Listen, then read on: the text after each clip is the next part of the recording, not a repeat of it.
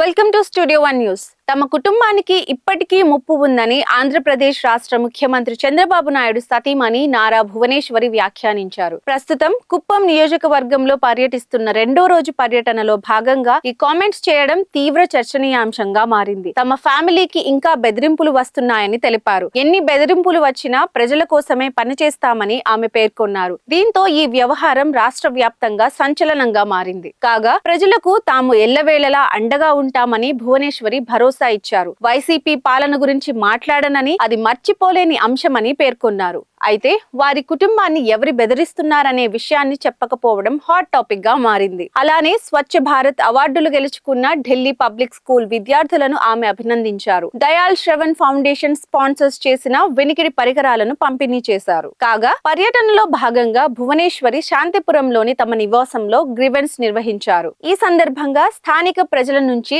ఆర్జీలను స్వీకరించి సమస్యల పరిష్కారం కోసం కృషి చేస్తానని హామీ ఇచ్చారు. ఈ కార్యక్రమానికి నియోజకవర్గంలోని ప్రజలు, పార్టీ శ్రేణులు పెద్ద సంఖ్యలో వచ్చారు. అనంతరం డీకే పల్లి వద్ద కృష్ణ జలాలకు ఆమె జలహారతి ఇచ్చారు. అంతకు ముందు గంగమ్మ ఆలయంలో ప్రత్యేక పూజలు నిర్వహించారు. కృష్ణమ్మకు చీర, సారే అందించడం తన పూర్వజన్మ సుకృతమని ఆమె పేర్కొన్నారు.